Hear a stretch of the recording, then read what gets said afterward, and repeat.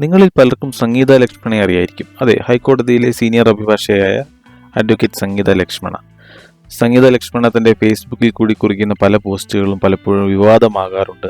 അനാവശ്യമായ വ്യക്തിപരമായ ആൾക്കാരെ ആക്രമിക്കുന്ന പോസ്റ്റുകളാണെന്ന് RR ടോക്സിന് തോന്നിയിട്ടുമുണ്ട്. എന്നാൽ നടൻ സിദ്ദിഖുമായി ബന്ധപ്പെട്ട് കഴിഞ്ഞ ദിവസം സംഗീത ലക്ഷ്മണയായിട്ട് ഒരു ഫേസ്ബുക്ക് പോസ്റ്റ് വായിച്ചപ്പോൾ അതിലെന്തൊക്കെയോ സത്യമുണ്ട്, ശരിക്കും അത് സമൂഹത്തിന് നേരെയുള്ള ഒരു നല്ല ചോദ്യം തന്നെയാണ് എന്ന് തോന്നിയത് കൊണ്ട് തന്നെ RR ടോക്സ് ആ ഫേസ്ബുക്ക് പോസ്റ്റിനെ ആധാരമാക്കി ഒരു വീഡിയോ ചെയ്യാം എന്ന് തീരുമാനിക്കുകയാണ്. RR ടോക്സിലേക്ക് എല്ലാവർക്കും സ്വാഗതം. വീഡിയോ ഇഷ്ടപ്പെട്ടാൽ ദയവായി ചാനൽ സബ്സ്ക്രൈബ് ചെയ്യാനും കമൻറ്റ് ചെയ്യാനും ലൈക്ക് ചെയ്യാനും ഷെയർ ചെയ്യാനും മറക്കരുത്.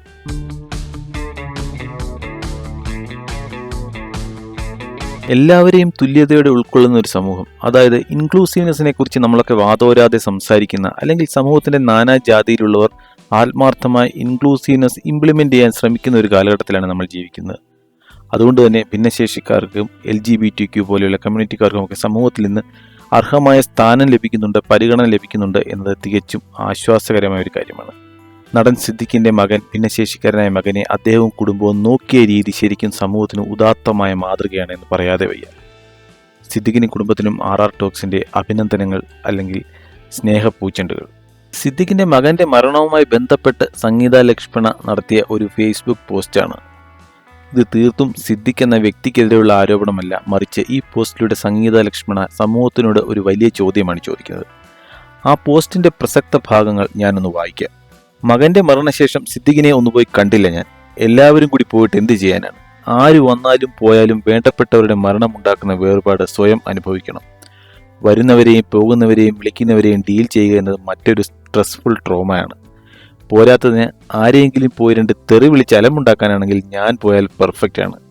ഒരാളെ ആശ്വസിപ്പിക്കാനൊന്നും എന്നെ കൊണ്ട് കൊള്ളില്ല എന്നൊക്കെ സ്വയം പറഞ്ഞെങ്കിലും പോകണം, സിദ്ദിഖിനെ ഒന്ന് കാണണം എന്ന തോന്നൽ എൻ്റെ ഉള്ളിൽ കൂടിക്കൂടി വന്നു.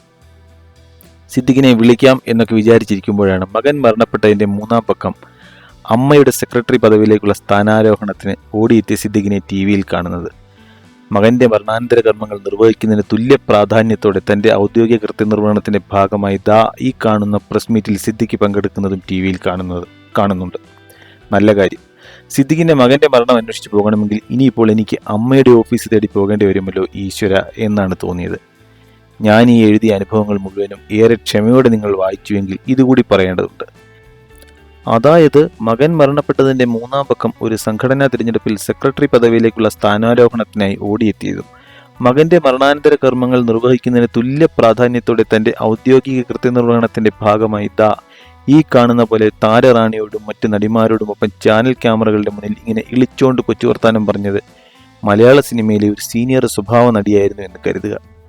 എന്താക്കുമായിരുന്നു ആ സ്ത്രീയെ സൈബർ ലോകം? എന്തൊക്കെ പറഞ്ഞുണ്ടാക്കുമായിരുന്നു ആ സ്ത്രീയെക്കുറിച്ച്?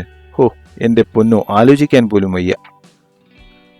RR ടോക്സ് ഈ വിഷയത്തെ കാണുന്നത് തികച്ചും വ്യത്യസ്തമായ ഒരു സാമൂഹിക വിഷയമായാണ്. ഒരു ആരോഗ്യകരമായ വിമർശനം സമൂഹത്തിനെതിരെയാണ് സംഗീത ലക്ഷ്മണ ഉന്നയിച്ചിരിക്കുന്നത് എന്ന രീതിയിൽ തന്നെയാണ്.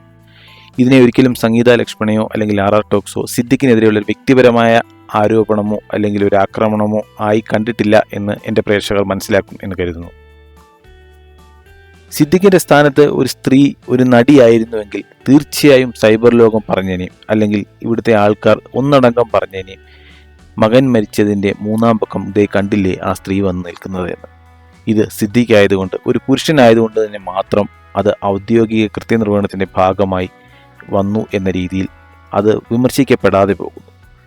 ഇതുകൊണ്ട് ഉദ്ദേശിക്കുന്നത് സിദ്ദിഖിനെ വിമർശിക്കണം എന്നല്ല, മറിച്ച് തുല്യതയോടുകൂടി സ്ത്രീയെയും പുരുഷനെയും കാണുന്ന കാര്യത്തിൽ സമൂഹം വളരണം എന്നതാണ് ഇതിൽ നിന്നും ഉൾക്കൊള്ളേണ്ട മറ്റൊരു സന്ദേശം. RR ടോക്സിന്റെ പ്രേക്ഷകരുടെ അഭിപ്രായം എന്താണ്? അഡ്വക്കേറ്റ് സംഗീത ലക്ഷ്മണയുടെ ഈ പോസ്റ്റിനോട് നിങ്ങൾ യോജിക്കുന്നുണ്ടോ? നിങ്ങളുടെ അഭിപ്രായത്തിൽ ഇത് സിദ്ദിഖിനെതിരെയുള്ള വ്യക്തിപരമായ ഒരു ആക്രമണമാണോ, അതെ അല്ലെങ്കിൽ സമൂഹത്തോടുള്ള ചോദ്യമാണോ? ഈ പോസ്റ്റിനെ കുറിച്ചുള്ള നിങ്ങളുടെ അഭിപ്രായങ്ങൾ കമന്റായി രേഖപ്പെടുത്തുക. അടുത്ത വീഡിയോയുമായി വരുന്നതുവരെ നന്ദി, നമസ്കാരം. വീഡിയോ ഇഷ്ടപ്പെട്ടാൽ ചാനൽ സബ്സ്ക്രൈബ് ചെയ്യാനും ലൈക്ക് ചെയ്യാനും കമൻറ്റ് ചെയ്യാനും ഷെയർ ചെയ്യാനും മറക്കരുത്. നന്ദി, നമസ്കാരം.